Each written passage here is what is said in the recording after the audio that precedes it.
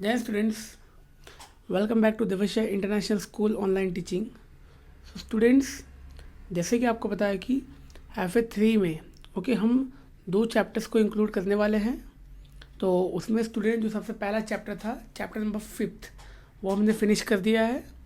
उसका PDF भी मैंने आपको सेंड कर दिया है। आई होप वो आपने कंप्लीट कर दिया होगा। Clear? So now the next chapter, that is reproduction in animal.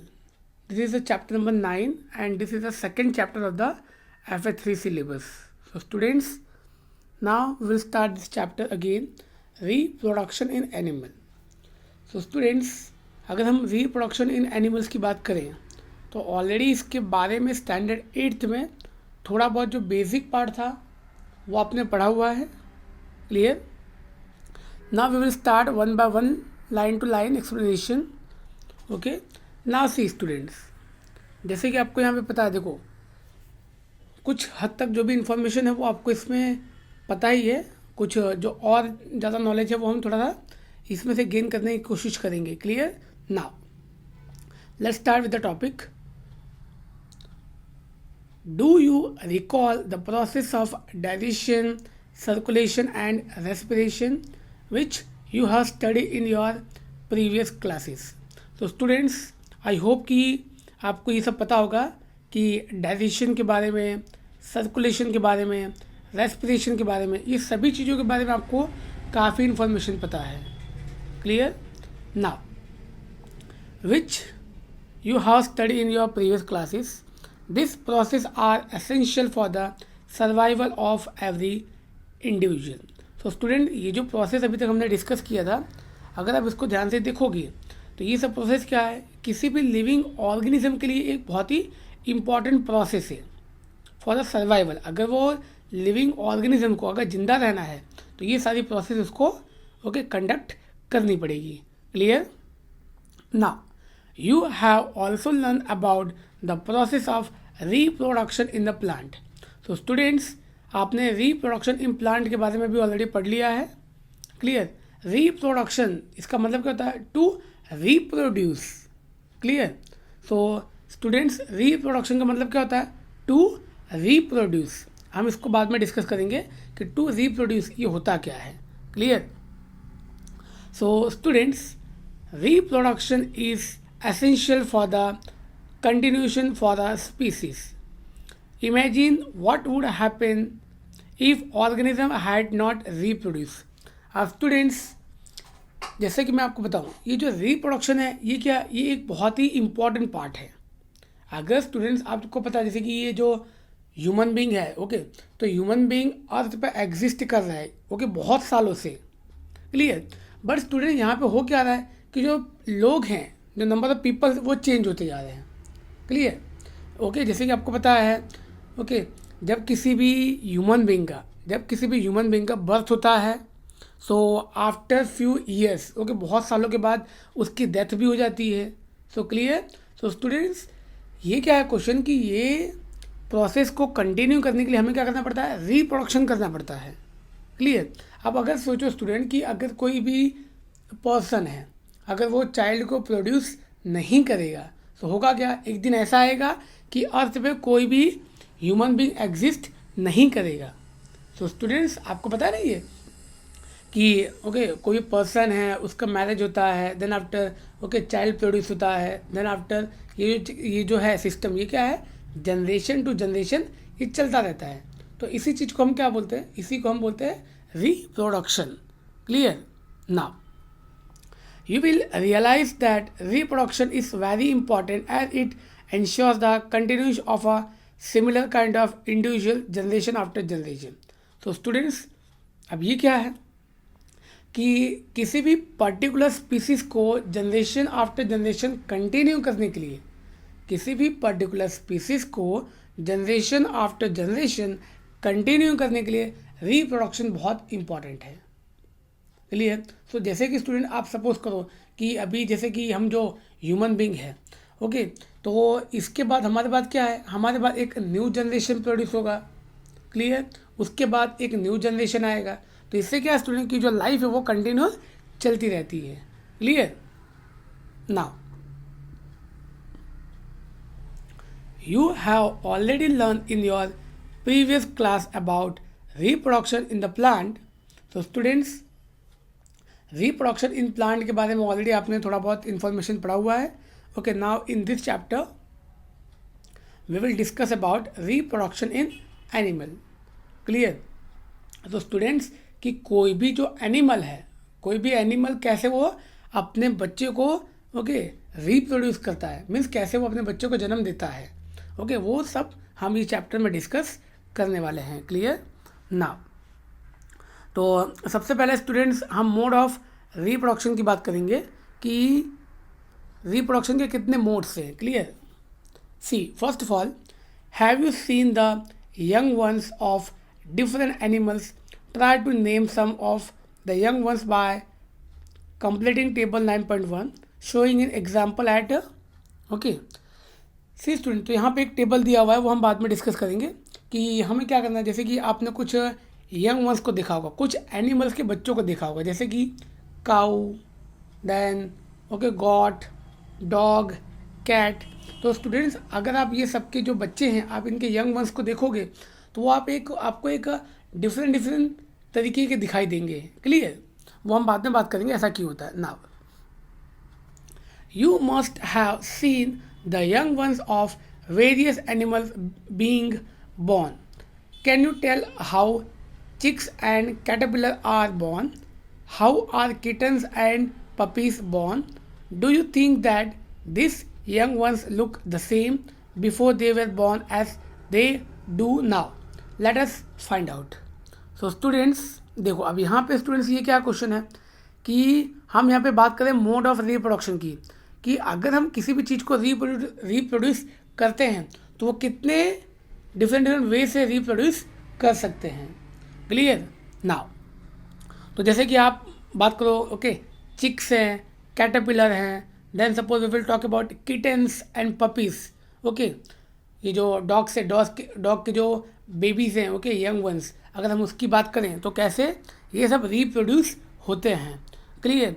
सो मैं आपको एक चीज़ बता दूँ students, normally modes of reproduction, only 2 types के मोड ऑफ रिप्रोडक्शन है. How many type of reproduction आती है? 2. Okay, now the first one is sexual and the second is asexual. Clear? Now see, अगर आप यहाँ पे देखोगे स्टूडेंट्स तो ये एक टेबल दिया हुआ है 9.1.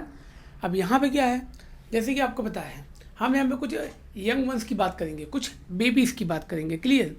जैसे कि ह्यूमन बीइंग, तो ह्यूमन बीइंग अगर किसी भी चाइल्ड को जन्म देता है, कोई भी ह्यूमन, बराबर, तो हम उसको क्या बोलते हैं? बेबी बोलते हैं. देन कैट, तो उसका एक अलग नाम होता है. डॉग, डॉग का जो बच्चा होता है, डॉग का जो बेबी होता है उसका एक अलग नाम होता है. बटरफ्लाई का अलग होता है. देन हैन का दैट इज़ कॉल्ड चिक. देन काऊ, उसका भी उसका जो बच्चा होता है उसका एक अलग नाम होता है. Then frog. तो स्टूडेंट्स ये जो क्वेश्चन है कि जितने भी यहाँ पे अवेलेबल है डिफरेंट टाइप्स के एनिमल्स, इनके जो बच्चे होते हैं उनका क्या नाम हो सकता है. क्लियर? क्योंकि जैसे कि आपको पता है कि जितने भी बच्चे होते हैं उनका सबका एक अलग अलग नाम होता है. क्लियर? चलो, सो अब स्टूडेंट्स यहाँ पे हमारा मेन जो टॉपिक था वो क्या था? Sexual reproduction and asexual reproduction. तो हम पहले यहाँ पे बात करेंगे सेक्सुअल और असेक्सुअल दोनों के बीच में डिफरेंस क्या है. सी, सो नाउ द फर्स्ट सी, सबसे पहला क्वेश्चन जो स्टूडेंट्स आपको ध्यान रखना है, मोड्स ऑफ रिप्रोडक्शन. तो कितने मोड्स ऑफ रिप्रोडक्शन पॉसिबल है? 2. Just as in plant there are 2 modes by which animal reproduce. तो स्टूडेंट्स अगर हम एनिमल के रिप्रोडक्शन की बात करें तो कितने वे से वो रिप्रोड्यूस कर सकता है. अब स्टूडेंट्स अगेन रिप्रोड्यूस का मतलब क्या होता है? To produce young ones. कोई भी जो एनिमल है वो अपने बच्चे को जन्म कैसे देता है. Clear? So 2 methods we have. So now the first one, that is sexual reproduction, and the second one asexual reproduction. तो स्टूडेंट्स ये दोनों के बारे में सेपरेटली हम बाद में बात करेंगे कि ये होता क्या है. So first we will discuss about asexual reproduction. Clear? ना see. So sexual reproduction, try to recall a reproduction in plant which you study in the class 7th. So student, अब जैसे कि आपने स्टैंडर्ड 7th में already reproduction in plant के बारे में आपने पढ़ा हुआ है. ओके, नाउ सो स्टूडेंट, जैसे कि मैं आपको यहाँ पे पढ़ा रहा हूँ लाइन टू लाइन, आपको भी ऐसे ही आपकी बुक में लाइन टू लाइन चीज़ों को पढ़ना है. क्लियर? जिससे कि आपको बहुत अच्छे से समझ में आएगा. Okay, now you will remember that plant that reproduce sexually have male and female reproductive parts. अब स्टूडेंट, सबसे पहले मैं आपको एक डेफिनेशन क्लियर कर दूं कि सेक्सुअल रिप्रोडक्शन. अब स्टूडेंट, सेक्सुअल रिप्रोडक्शन का मतलब क्या होता है? The reproduction in which male and female can take part. Clear?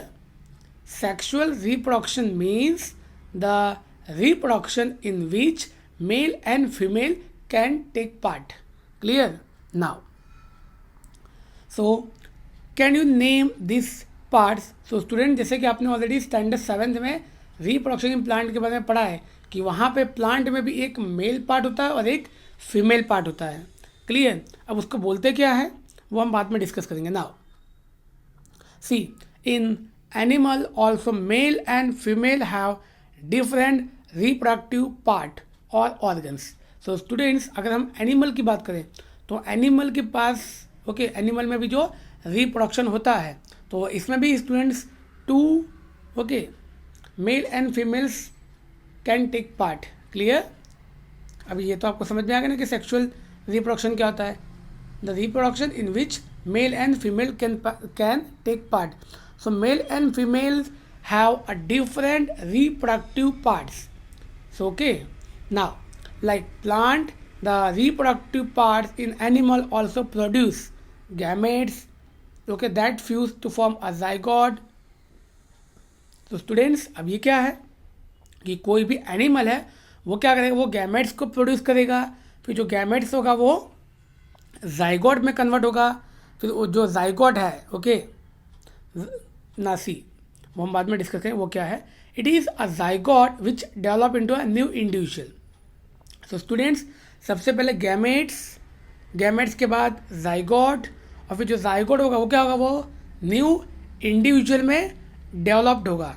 Okay, अब स्टूडेंट्स, न्यू इंडिविजुअल का मतलब क्या है कि फॉर एग्जांपल अगर कोई भी बेबी है, अगर वो स्टमक के अंदर है तो उसके अंदर क्या होगा, जाइगोट में उसके हैंड्स, लेग्स, आइज, मीन्स उसके अंदर क्या होगा, उसके जो ऑर्गन्स है, बॉडी के जो डिफरेंट ऑर्गन्स है उसका फॉर्मेशन होना स्टार्ट हो जाएगा. क्लियर? नाउ, और उसके बाद वो फुल्ली एक न्यू इंडिविजुअल में कन्वर्ट हो जाएगा. Clear? This type of reproduction beginning from the fusion of male and female gametes is called sexual reproduction. So students, I hope कि आपको समझ में आ गया. Sexual reproduction, okay, the reproduction in which male and female gametes can take part, that is called sexual reproduction. Okay, now let us find out the reproductive parts. अब student, हम बात करते हैं कि कौन कौन से रिप्रोडक्टिव पार्ट्स है. See, okay, so in humans and study the process of reproduction in them. So students, अगर हम इसको थोड़ा सा और ध्यान से देखेंगे आगे, ओके, तो जैसे कि मैं आपको बता दूं, यहाँ पे मेल के अंदर जो रिप्रोडक्टिव पार्ट्स प्रेजेंट होते हैं, ओके, तो जैसे कि आपको समझ में आ गया, sexual reproduction part male and female. So male gametes as well as female gametes. Clear? So now student, this is the basic information about the modes of reproduction. Clear? Now students, the remaining part, that is from the male reproductive organ. So I hope कि sexual reproduction ये आपको समझ में आ गया होगा. Clear? Now the male reproductive organ that we will discuss after. Clear? Okay students, now जय हिंद.